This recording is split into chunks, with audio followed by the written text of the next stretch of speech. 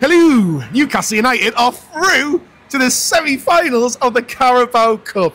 It was a very comfortable night for Eddie Howe's side. Sam, Lee and I will be here to discussing the last word. This podcast is proud to be part of the TalkSport Fan Network.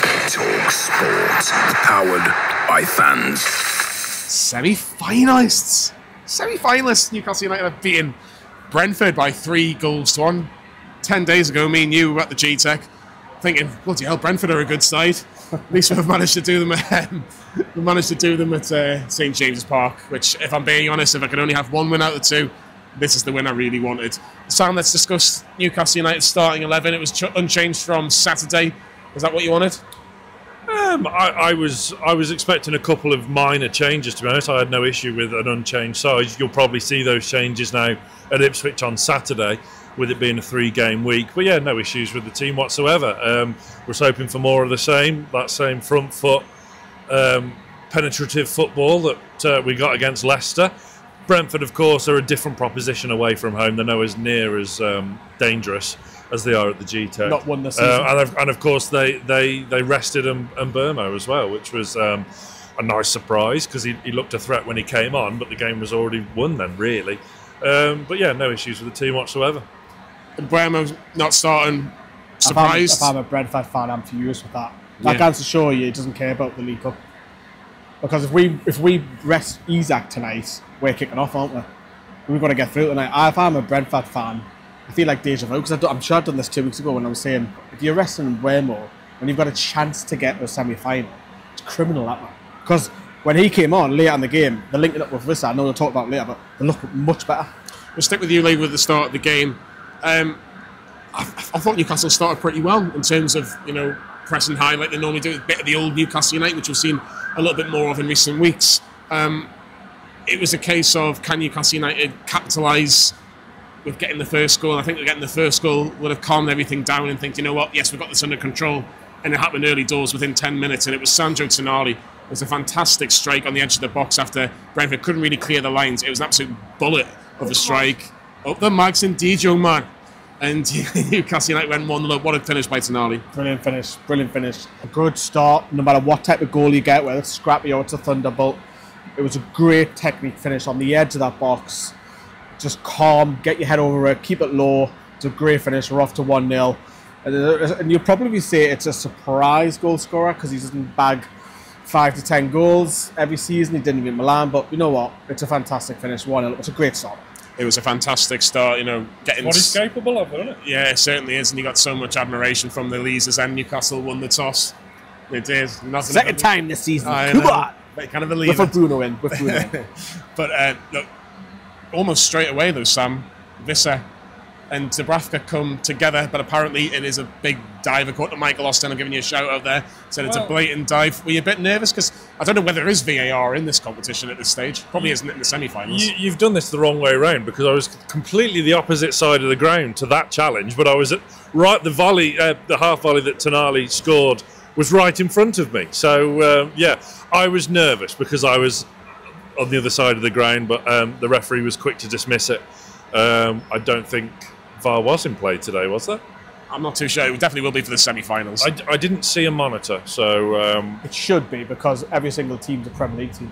Well, it was today in the quarterfinals as well. Yeah, I was worried for a half second because I was so far away. The ref was very, very quick to dismiss it. Like you say there, it was clear it was a massive dive, so we went on. And we carried on playing on the front foot. Hall and Gordon looked very, very dangerous down the left-hand side. Never stopped running. Gordon's tracking back, which will go unnoticed because it was a good progressive attacking display. But Gordon ran his absolute guts out, tracking back as well as getting forward, leading the press. It was fantastic energy down that left-hand side. It was, but it was still half decent on the right-hand side as well. It's not as effective as the left-hand side. We know how good Hall and Gordon are compared to Livramento and Murphy, but it's steady enough. So it kind of complements each other in different ways. But look, Brentford... Murphy nearly scored. Yeah, I was going to say we'll mention that in the second half. But in terms of what can Brentford offer on the table, Lee, they didn't really offer a great deal apart from nearly getting Joe Linton about to kill somebody, which I don't know what actually it looks like it was an elbow. I don't think Joe Linton was best pleased. Like, whether it was probably a good job that one or two of the players came over and just said, just calm down, calm down. You've already got a suspension coming up. Sam said it before, they're a different team. It's weird how they can be polar opposites. Like, Brentford haven't won away in the league all season. I think they've only beaten there's a lower league team in this competition. And it's mad because at home, they're completely the way around. It's mental. To be fair, though, away from home, that game was there for the taking. We were just exceptionally poor in that second half. The thing is, we're scoring goals for fun now. It's on average 3 in the last 4 games. We've got 12 from the last 4. So we seem to get we're groove going forwards. Just occasionally, we've just got to be careful at the back. But very, very confident beating Brentford because Leicester didn't. When you compare the two, Brentford and Leicester, Brentford a little bit better, but it was comfortable. It was comfortable. Brentford very good on the ball. They do play some excellent stuff at times. They did it at the G-Tech. They did it in passages rather in this game this evening. But Newcastle did make it 2-0. It was quite important at the time because Brentford, again, not really getting chances, but they were having a lot of possession. But another set piece. Newcastle have been excellent set pieces since Saturday. Sandro Tonali again. But it was a different type of corner from Anthony Gordon, a bit of a floaty one if you like, but a fantastic finish. I think it's actually a really difficult finish, and it's a really, really good goal.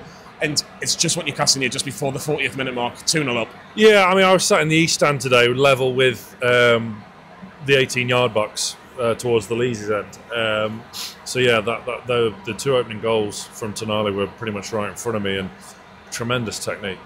He's such a technically gifted and such an astute player. The first one, power, poise, and just sheer technique. The second one, the technique as well, to get it kind of lofted on the bounce and just to finish it and put it without doubt, without reach of any clearing defenders or the goalkeeper, was absolutely superb. It's a really technically superb goal from just a world-class player. I'm just so pleased now we're starting to see it. But the turning point was putting him in the 6, which I've been begging for since he's came back from his ban. That's been the turning point of the season for me. But can we go on now? We're hitting a crucial time in the Premier League, as we were talking about after the Leicester game Saturday. We need to pick up points at Ipswich against Villa, and we need to get something from Spurs and Man United as well. And Tonali is the linchpin in that team now. Yeah, we'll talk a bit more about him in the second half of the last week because I think it is really, really important to give him as much praise as possible for his performance today. Newcastle could have made it 3 just before half-time. Jacob Murphy hitting the post. I actually feel like he should have gone the other side, but it's easy to say in hindsight. But good to see him get involved. From Berkeley, Well, there you go. His man's from Berkeley, which is not too far from here. The song, Jacob Murphy. His mum's from Berkeley. I'm not singing that. It was a great strike, to be fair to him. The keeper wasn't stopping it if it was on target, even though at his near post. That was some power on that strike. Yeah, and then Newcastle held on. Well, I say held on, they were comfortable. It was 2-0 at half-time. Could have been 3. Gordon actually had a chance where he came in from the left before went 2-0. He should have probably squared it, if I'm honest, because there was 3 at the back post, but you can't blame having the shot inside the box. But at half-time, substitution was made. Joe Willock for Joe Linton. Wasn't too bothered about that, if I'm being honest, because he was sitting down a couple of times. Joe Linton, some sort of niggle. I know he's suspended for it, but we can't have him out long term. We need him in the team against Aston Villa on Boxing Day. But Joe Willock, I thought, was fantastic when he came on. He was just what we needed, actually, in that midfield. Just something a little bit different. And we talked about his energy. We talked about his link-up play with Isak and Gordon. More energy. More passion. Exactly. But it was just what was needed. I think Joe Linton and Willock, they're 2 very different types of players, but they're both luxury player types, isn't it? It's been sensible. The game, you just need to manage the game second half. If he's got a niggle, just take him off. We know that he's going to have a rest next game. We know that. Sean might come in. Joe might come in. Willock, that is. Just be sensible. Get him subs. Yes, Joe Willock, because he knows that. I guess he's got potentially a place in the start 11 away at Ipswich. But for me, at that stage, is just manage the game now. Don't be daft. Don't concede early. Just slow the tempo down, which I did think that did happen. But I think when that third come, it was game over. Yeah, it certainly did. And Sam, the third goal, you've got to say it was coming. Jacob Murphy had a chance. Gordon had a chance. Harvey Barnes at the post, which was after the third goal. But, it was coming. There were signs there that Newcastle United were banging on the door. And it comes from a corner, which gets semi-cleared onto the edge of the box. Tonali has a shot blocked. There was always about 2 shots which were blocked. His third one is a good save by Flagging. Yeah. Parries it out to Bruno, who plays it back to Fabian Schär, and it was 3-0, and it was game, set, and match for Newcastle United. Yeah, it was. I mean, it was kind of shooting practice prior to that. We were having a lot of the ball and a lot of chances. We were carving them open at will, really. So that third goal was just a matter of time, to be fair. Brentford were out for the second half very early, so they may have had a bit of a dressing down at half-time. They were out very early. But yeah, we weathered the early storm, which lasted but a couple of minutes, and it was pretty plain sailing from there, really. Yeah, Fabian Schär tucking it away nicely. The only downside of tonight does involve Schär and Bruno, and the fact that they got booked and they'll miss the first leg of the semi-final, which is a bit of a sour note. But yeah, look, it was game over after that. But Mbeumo did look dangerous, and Brentford stuck to it. It was odd, really. After they went 3-0 down, they picked up the pace and looked okay. It was strange. It wasn't strange because Brian Mbeumo was on the pitch at Brentford. That's why it wasn't strange. But just going back to Schär and Bruno, yes, they combined for getting the third goal, but they're both out of the first leg. That's absolutely massive blow. More for Fabian Schär. I know Bruno's a massive miss, but Fabian Schär, we haven't got a natural replacement in terms of that right centre half at this moment in time. Emil Kraft is still injured, maybe back for the first leg, who knows? But who's the natural replacement in that position? Do you play two left-footed centre-backs? Because Botman's on his way back, but obviously I think he still needs a couple of under-21 games, so the Bromley game might be the one. Depending how it goes, Eddie Howe might look at a positive and think, do you know what?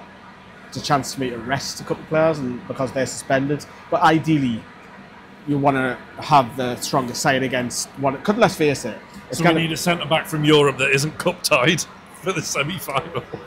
I'm sure there's a few of them. Yeah. Diamande from depending on the progress of Botman, you're probably going to look at Burn +1, isn't it? And it's either going to be Lloyd Kelly or Botman if he's ready to come back by that stage. But Fabian Schär's got 5 goals this season, man. Yeah. He wouldn't put it past him. You never know if you're a betting man to go double figures. I mean, that would be some odds. Same amount of goals Harvey Barnes this season. Yeah, it's incredible. So he's just picking up a couple of knock-ins, isn't he? Not his worldies, but it's a shame. But it's too far at the minute to see that far because we've got a shitload of games coming up. So it might be a blessing in disguise, but we don't know who we're going to get and the circumstances and the game before and what have you. Yeah. Some late substitutions including the likes of Kieran Trippier and William Asula. I'm going to mention Asula because he gives the ball away pretty much in the 91st minute. A straight pass and 2 passes later, and Mbeumo to Wissa, 3-1.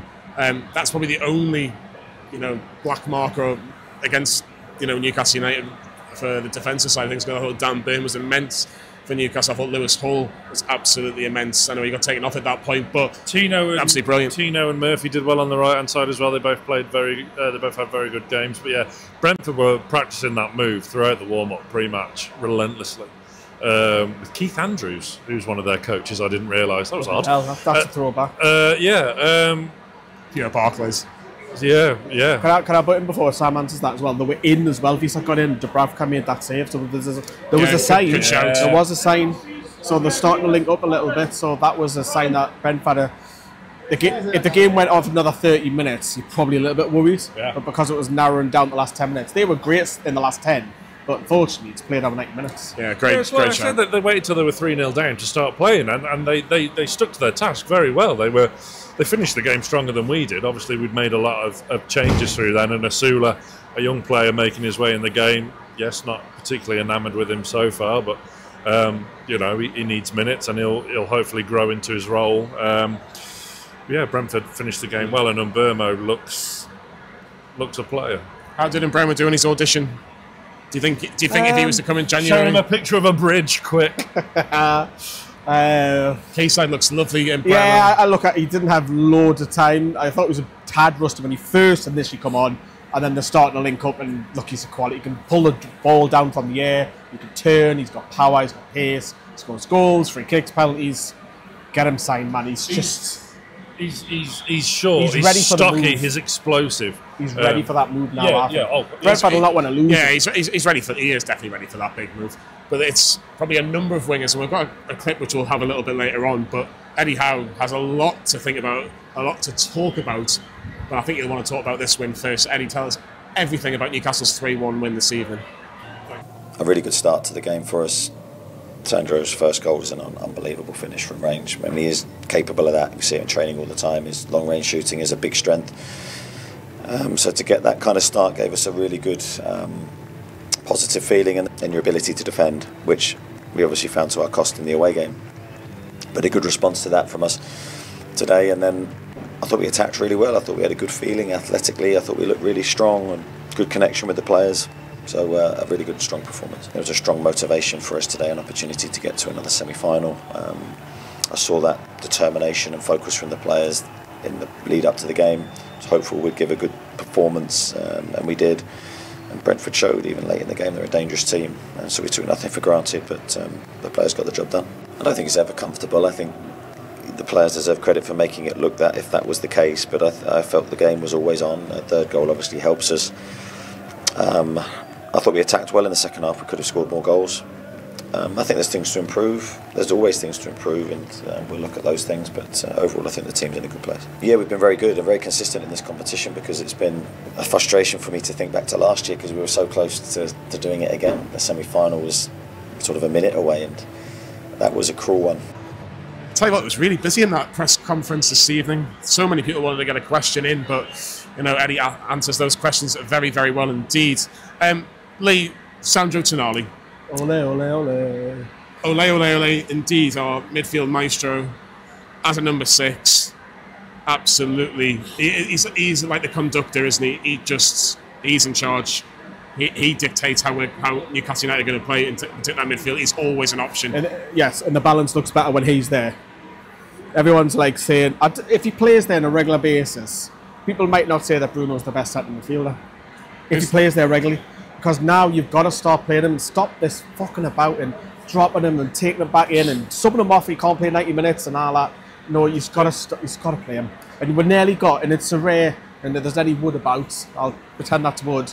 We've nearly got a fully fit squad with the likes of Botman coming back, Kraft coming back, Lascelles coming back. Yes, I know them, 2 of them won't play. But you've almost got like a full strength squad. And this time last year we had Michael and Geordies coming on and Ben Parkinson and what have you, and we look dangerous. We look dangerous, and we can build around the likes of Tonali, Bruno to the right, Joe Little on the left. We've got options. The only really option that we haven't got is Wilson and Pope, but they should be back in a few weeks. So, look, we can be dangerous. I was negative as fuck, as you know, coming out of Brentford. I was like, this is not working. It's been a big, big week for Eddie Howe. You had to win this, but we can't just look good against Leicester, look good against Brentford, and then lose to Ipswich.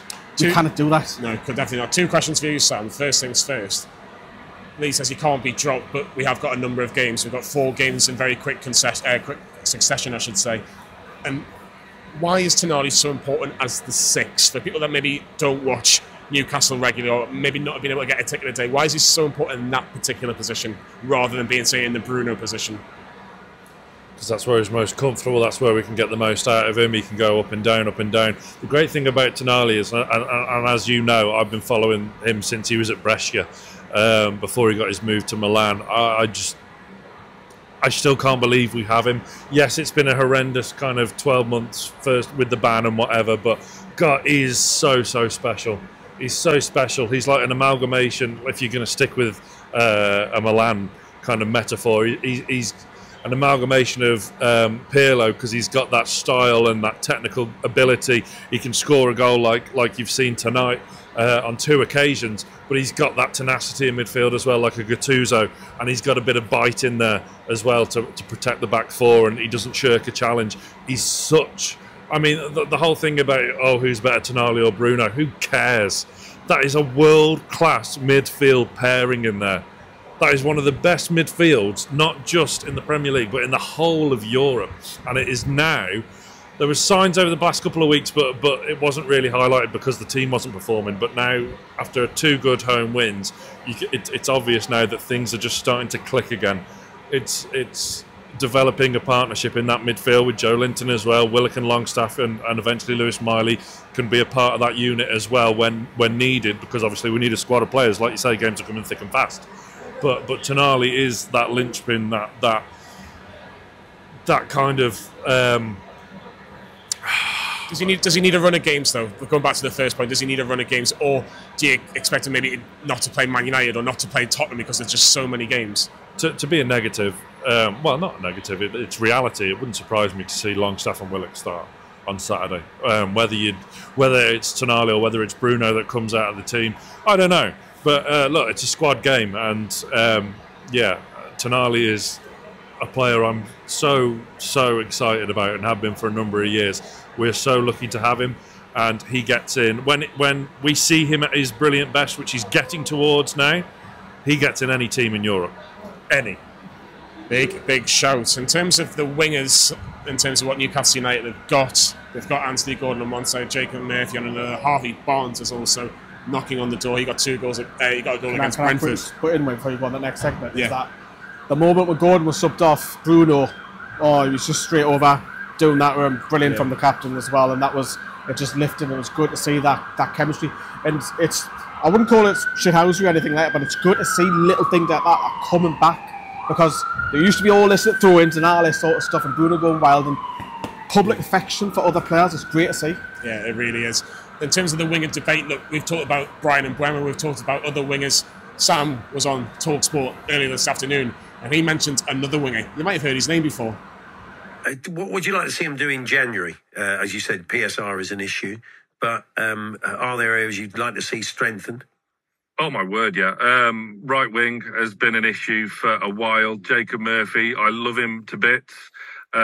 He comes up with great moments. Is he really consistent enough to take us back in the mix for a Champions League place? Probably not. Almiron's probably on his way out of the side as well. I'd love to see us try and go for Taka Kubo from Real Sociedad, someone of that ilk, or maybe even tonight's opponent, Brian Mbeumo, as well. He could be one that we should possibly target in January. I think right wing will be the priority. Maybe a centre-half as well. We're probably looking for the long-term partner for Sven Botman going forward now, who's finally on the comeback from a horrible ACL injury. Sam Mulliner there from Newcastle Fans TV. We are back from the Talk Sport. Can I just say as a disclaimer, because we've kind of been pinpointing Jacob Murphy saying we need more from him, we need more from him, we need a right winger, we need a right winger. He's delivering at the moment, which is great. However, we still do need a right winger for Almiron's going to go. We need someone, because this brilliant run of form that Murphy's on at the minute isn't going to last forever, unfortunately. Can Murphy do it against the Spurs? Can he do it against Man United? Exactly. Can he do it against Leicester in the Brentford? Yes. I mentioned Kubo, I mentioned Mbeumo. Those are the two, I think. There are others, Bakayoko as well. But yeah. There's so many different options. I'm sure people will tell us in the comments, and Mbeumo looks really, really good, I have to be honest. But look, tell us if I'm wrong. If Newcastle should spend the money on Mbeumo, or if they should go for somebody from a different league. I'm sure Paul Mitchell, Eddie Howe will be having similar conversations to what Lee, Sam, and I will be having. In terms of the results, Arsenal have beaten Crystal Palace by 3-2 in a London derby, and Liverpool have beaten Southampton at St Mary's by 2-1. Tottenham and Manchester United do play on Thursday evening. We will be live with the semi-final draw, so make sure you're with us for that tomorrow evening. Lee, are we wanting the winner from Tottenham Manchester United, which is a bizarre statement to say? Yes, I guess so. If you want to try and on paper point out the weakest fixture, but they'll want us. Every single one of them will want us. Do they? Yeah, of course they do. Yeah. Why? Because we're inconsistent. Until we prove that, we'll go and beat Ipswich. I'll have a different conversation with you. At the minute, yes, it's good that we've got the 2 wins, but we haven't proved it for a certain amount of games. We look class. But Ipswich look at that the night and think, 4-0 against Leicester, 3-1 against Brentford. They could be, on the bit of a hamster wheel momentum. But going back to your question, if whoever we get away, you want to play them away. If you get beat, you don't want to buy more than 1 goal. Bring them back here, then under the lights, semi-final. You never know. Is the 2-legged factor the reason why the other teams that Lee's saying would want Newcastle United, because it's over 2 legs? If it's just 1 leg at St James's Park, you fancy us against anybody? Oh, absolutely. Yes, of course you do. The 2-legged plays against us in this sense, doesn't it? Do you really back us without Schär, without Bruno? Do you really back us to go and keep things tight at the Emirates, at Anfield? Not. No. What's worst case scenario? Liverpool. Even though they probably played the weakened team, they're still worst case scenario because of who they are. Liverpool are the only ones we haven't beaten here. But look, that's for tomorrow or later on today, depending on when you're watching this. We've got a litmus test, though, at the end of the month, really, haven't we? With the two teams playing tomorrow night, Spurs and Man United. We've got them both away from home after Aston Villa. So Could be a dress rehearsal. yeah, it is. Yeah, that's what I meant by litmus test. Them big words that goes over my head. I was born and bred in Newcastle. But there you go. Yeah, so it'll be interesting to see how we cope there. But yeah, look, it's knockout football. Anything can happen. Anything can happen. So look, we're banging with a real shot now. We've got a fantastic record in this cup competition under Eddie Howe now. A final, a quarter-final where we were desperately unlucky last season, and now we're in the semi-finals again. So it's exciting times. And you know, if we can have the second leg here, and we have kept it tight away from home, like you said, you back us against anyone here. Confident against Ipswich on Saturday? I'm looking forward to going because I haven't been to Portman Road. It's one of the few around that I haven't. So This will probably Derby. yeah, I'll go to his statue as well, and obviously his is just literally underneath us as we speak as well. Yeah, it'll be interesting to see, but Ipswich haven't won at home. Enter Newcastle United. Yeah, so it'll be interesting. I do want to point on just something negative. I don't want to talk too much negative. Is the ticket pricing. I think the ticket pricing, they've got them wrong. Not against Bromley. 20 quid tonight, brilliant. 30 quid against the League Two sides. I think that's very, very disappointing. To counter that, though, what percentage of the gate are Bromley receiving? I know, because but I'm all for that if they're getting a big chunk of it. Great for Bromley, but for the fan, I had fans around me tonight, never seen them at St James Park. Very quiet, a lot of them were asking who was who and stuff like that, which is what you want. The club want them new fans in, but if you're charging 30 quid, it's not good that either. And I didn't get a refund either for the Manchester United away game. I'm playing the violin, yeah. But I got mead, I didn't even get that back as well, so just think of the fans, please. Interesting indeed. Very, very finally, just one word. Will Newcastle United be at Wembley in March? One word, right now as we speak. Yeah. What about you? Possibly. Where's that fence gone? I get all the shit for being on the fence, and he's on the fence. Ask me that after the first leg. No. No, I'm asking you now. Right, I'll say no right now because I want to feel it better later. He says yes. He says no. I'm the Scrooge. Go watch that great film, Scrooged. Great film. He says yes. He says no. I'm on the fence. Favorite Christmas movie? Favorite Christmas movie? Elf. Why not? Home Alone. Home Alone 2, Lost in New York. Muppet Christmas Carol, underrated. But Merry Christmas, everyone, because I could be in a bad mood after Saturday, so depending on how the result goes. This is our last home game for 2024 in terms of before Christmas. Before Christmas. That's not the end. No, it's not. This is our last game before Christmas 2024. So Merry Christmas to all the Newcastle United fans out there. Who knew the year ended on Boxing Day? It might do. Who knows? Who knows? We've got Aston Villa on Boxing Day. It might end. Who knows? But yeah, I don't even know where we go with that. I'll see you on the weekend. Yeah, you'll see Lee on Saturday at Ipswich. He'll be giving you all the reaction from Portman Road. Hopefully, it's another 3 points. Yes. I'm at work on Saturday, so I won't be doing the match reaction. Yeah, so me yes, little Merry Ferdinando Christmas, down there, so we'll bring you the vlog, the way day, the whole shebang, full words, full videos for you. Just a reminder: this podcast is available on all good audio outlets, and it's part of some bad ones as well. And it's part of the TalkSport. And we're pleased network. for that. We're pleased for them bad ones hosting us. Exactly. So maybe they're not bad. Well, we're in the semi-finals. We're all a bit chirpy and a bit happy. It must be Christmas. Like and subscribe to Newcastle Fans TV. We'll see you all very soon. This podcast is proud to be part of the TalkSport Fan Network. TalkSport. Powered by fans.